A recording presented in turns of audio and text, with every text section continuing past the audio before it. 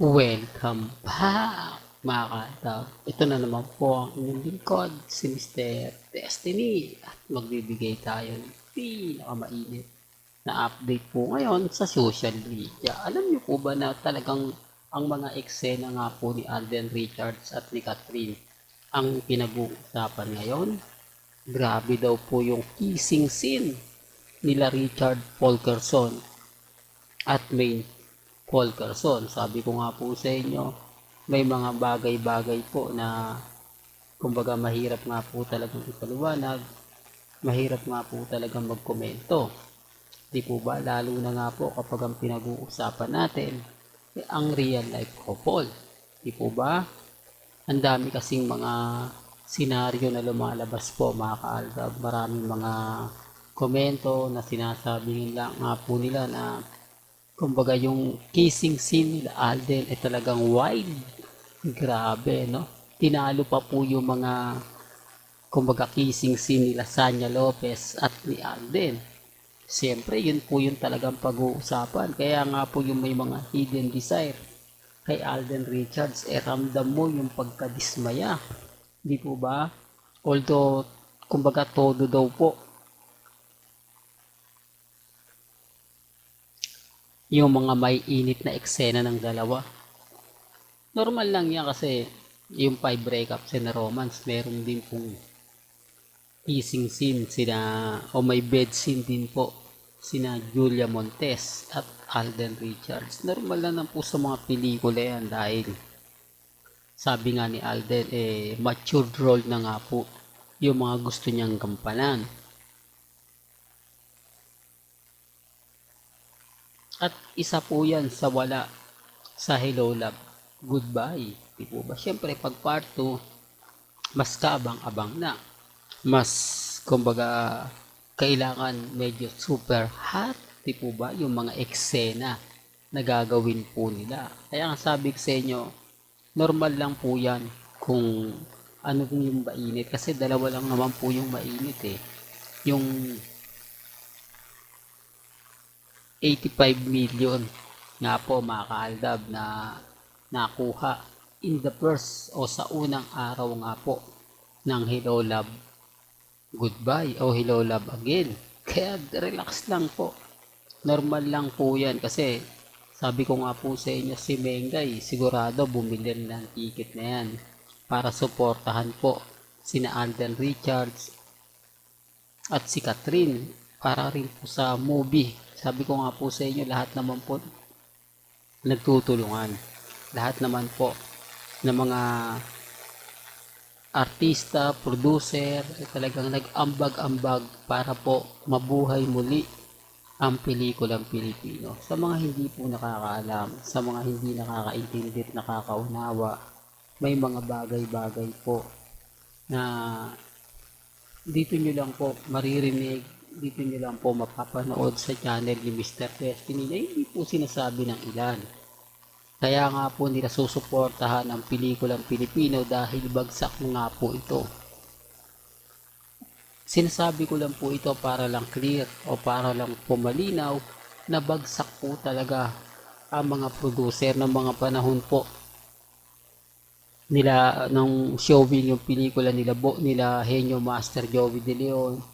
Talagang todo, talagang bumagsak ang industriyang Pilipino. Ibig sabihin pelikula ng mga artista kaya yung mga producer hindi na po gumawa.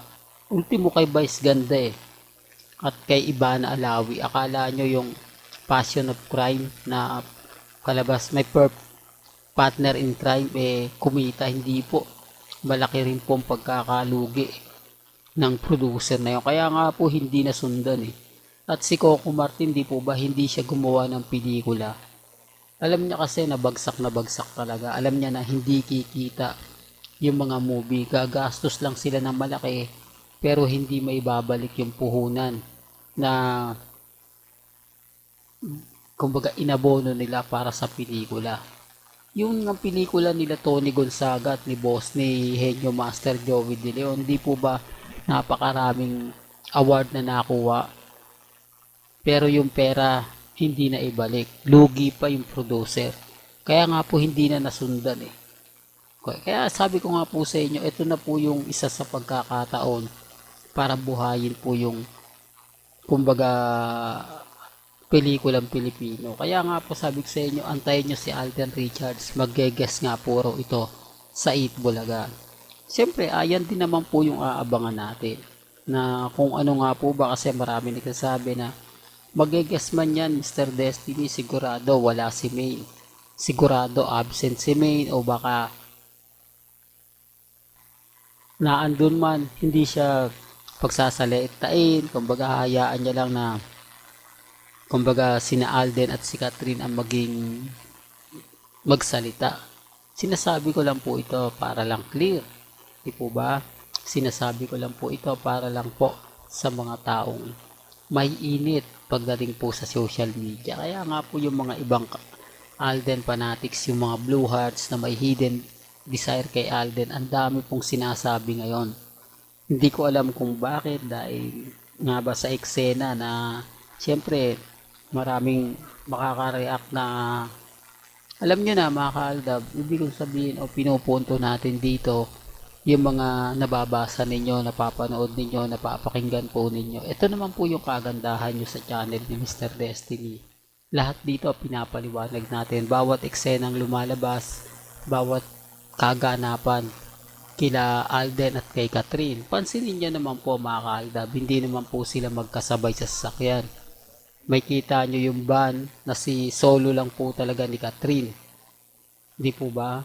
At si Alden may sarili naman po sasakyan. Taliwas po sa mga sinasabi ng iba na iisang sasakyan lang po ang ginagamit nila pagpupunta ng mall tour. Hindi po.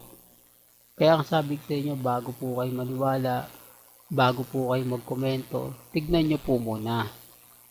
Kaya nga po yung channel ni Mr. Destiny, maraming bumabatikos kasi sinasabi ko yung mga komento po ng iba. Sila kasi i-scroll nila eh. Pag alam nilang hindi maganda yung sinasabi, eh, kumbaga, hinahayaan na lang po nila. Hindi po katulad natin na kapag nag-react po at alam mo na neutral lang siya, ang sarap pong sabihin. Hindi po ba? At yung mga iba naman, totoo naman po yung sinasabi, hindi naman po pambabash eh. Real talk mga ka-Aldab, kasi sa huling sinabi ni Alden talagang walang kilig moments. Halatang mag-aantay ka uli. Di po ba? Walang pinagkaiba sa Aldab Nation daw na si Alden pinaasa na naman niya yung mga fans ng Kat din. Sinasabi niya na ganito ganyan. Hindi niya naman po pwedeng sabihin na wala. Hindi po ba? Siyempre madidismaya po yung Kat din fans. Madidismaya sila na ganun po yung sinabi ni Alden Richards sa interview kay Boy Abunda. Kaya huwag po kayong masyadong magpapa-apekto. Dahil alam naman po natin na never pong gagawin yan ni Alden. Diba? Real talk to mga kaaldab. Kaya nga po hindi ako basta-basta nagpapa-apekto. Hindi tayo basta-basta nagpapadala sa mga pahayag po nila. Basta ang importante lang naman po, masaya po tayo. Masaya po yung Aldab Nation. Di po ba? Tapos na yung pelikula. Tapos na yung promotion. Diba? Tama naman po yung komento natin sa nanay ni Catherine na talagang halatang scripted.